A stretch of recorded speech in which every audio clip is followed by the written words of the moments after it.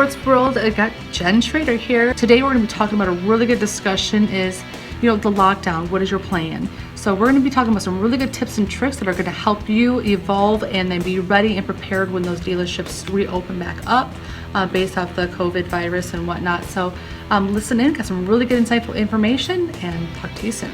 I assume that coming out of this, you got a choice. You're either going to stay open or you're going to close. I mean, that's just the bottom line. I think that'll be an interesting time, to be quite honest with you, because I think there's some people that are, let's just say, long in the tooth, have been doing this a long time, that may look at it and say, I got a lot of franchise protection, I'll close my doors and move on from here. But I mean, given the amount of money that's being given by the government to try and buoy this economy and the small businesses, I have a hard time seeing a mass amount of those people. I mean, I think there's going to be people that are going to be panicking. Obviously, anyone that was at the end of their career or looking to sell out or do something along those lines, I don't think you're going to see a ton of them. But I do think that people that were thinking about it may evaluate it more closely or may shutter some doors. But I guess the challenge really comes down to how every dealership is structured from a financial standpoint. Can they withstand this for the period of time necessary to do it? Because is it really going to be over April 30th? That's the first question. I don't think any of us know what it looks like yet. That's the problem. I can speak from my dealership's perspective. We're extremely strong and could sustain this for a long time and not have a problem. But that's not the norm in this industry. Ryan, Dan, how do you guys feel about? I mean, are you guys seeing? I mean, you guys are semi-open. I mean, all of you guys are kind of semi-open, right? I mean, you're not. Yeah, we are. We are at both our locations.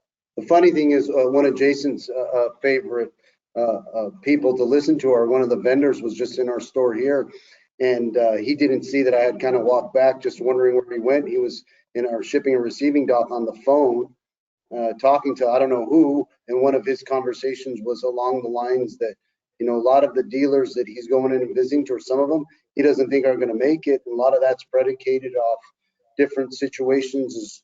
Do they own the land? Do they have, are they leasing? And kind of falls in line with what Jason says. And so that, as we know, the vendors aren't the best reliable sources, but they can spread gossip like anybody else, but they're hearing it and they're seeing it. They're walking into all the stores. So yeah, at the end of this, there may be quite a few casualties, like we've all kind of thought and discussed. I don't think the people that are ahead of it will make the decision, but kind of, I think it's going to be a wait and see, and the winter is going to be tough, right? I think maybe we'll get out and boom, and depends on how it goes. But I think my concern is also planning for the winter, or what the winter is going to be like. We survived the winters having normal selling seasons, right? Sure.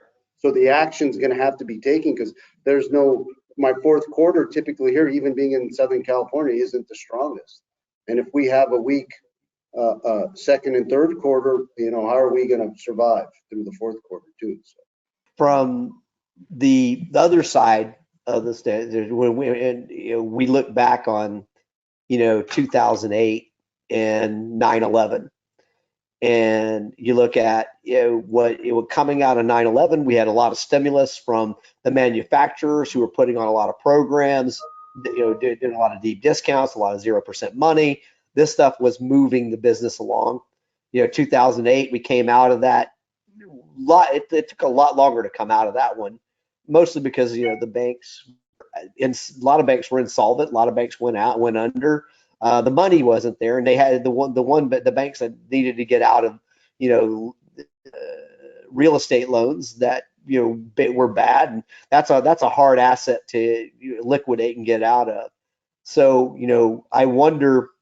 The money's just out of the market on this one, and it's pretty liquid, can come back in. And so I wonder, is it going to be balls to the wall when we get out of this? Is it going to just be everybody who was going to buy is going to come back and buy? Or is it going to just be this slow trickle that comes out of this? And, when I look back on it, I wonder, does it really matter? Because what comes down to, when I think I've talked about this with all you guys, is that, the smartest guy I ever worked with in the car business, a guy named Jay Marks, used to tell me all the time, good habits are created in bad times and bad habits are created in good times. And, if you had bad habits, you got to go get the good habits now. What do you guys? So if you're gonna stay open, what should you be doing right now to get ready to sell? Let's forget about, there's a lot of projects, a lot of cleanup, a lot of housekeeping, I think, that you have to do, that every dealer is going to be different on. But if you're to hit it hard and get ready to day one to go take advantage of and be ready to take advantage, what's the number one thing you guys are doing? Well, for us, I mean, what we're seeing is a ton of website traffic and leads still coming in. So, I mean, I think people are still out there looking in the market, and so we're making sure we're in front of everybody and just being aggressive, so that when things do open back up, we're right there. So, I mean, we haven't let off much at all as far as what we're doing. Okay. Daniel, what do you think? I think staying engaged with your customers is important, right? Just basic, even just check-ins at this point, finding out how they're doing. People that you've sold to, even as well as future customers. I think that's what I'm having them do now. Is anybody who's bought a machine from us in 2020 should get a call just for us to check in, because you can't forget about the referrals, right? A lot of the senior salespeople live on referrals, and if you can build a book, you're going to always be strong. And I think we can't forget about that, and trying to stay active with social media, and just keep putting content out, and at least give them a good distraction from watching the news. It's interesting to listen to Ryan talk about. I mean, our leads have definitely, slowed down, but part of that has to do with the fact that we were forced shut down by the state for a day, and then reopening, and then partially shutting back down, and our state government doesn't really know what it wants to do. Are we essential? Are we non-essential? So we've been having to navigate that, and that puts a lot of pressure and strain on the staff, puts a lot of pressure and strain on the customer base. When you remove the salespeople that have those relationships with the leads, bringing other people in to work those leads isn't as consistent or good as it would be if you had your regular staff doing that. I think we'll be in a good spot. We're still selling a few bikes here and there. Service is really busy, and parts did almost $20,000 yesterday for us, which is crazy, with reduced staff and being closed. So, I think as a industry, or the motorsports industry, I think we're going to have a lot of pent up demand. People do not want to stay home. If that being the case, you guys want to have anything you want to share? Share, maybe not. But we know that existing customer base is important. And from the technologist side of it, I don't think your customer base in your DMS or in your CRM is going to help you. I think you got to get it out of there and into some more of a marketing type database, more of a marketing type situation. Are you guys seeing any way to get that out of or any way to even do that within your DMS or within your CRM, other than maybe an e-blast, I guess is the best way to put it? Well, the trouble with an e-blast is they become, the more you do them, in some cases they become less effective, because when you start paying attention to the unsubscribe rates, they drive a lot. I think one of the things is to keep the people engaged, and potentially, you're saying find new customers, find different customers. You're going to have to go off-site at some point.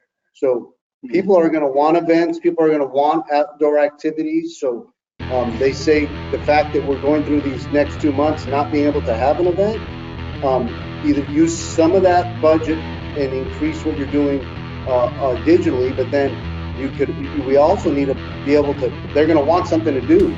So plan a good event, plan a big open house. Thank you again for taking the time to listen to the experts out there, going from the vendor side of things, and also with some really high-line dealerships that are very smart in what they're going to be doing and already are doing during this downtime, and how to utilize things, kind of step back and learn some processes, and then get that plan in motion, because when things start to open up again, you're going to get a flood of customers.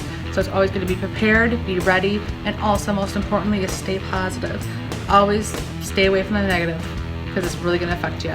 So if you have any questions or about our topic today, we would be more than happy to learn more from you. And if you have suggestions, you can always email us at sales@powersportsx.com.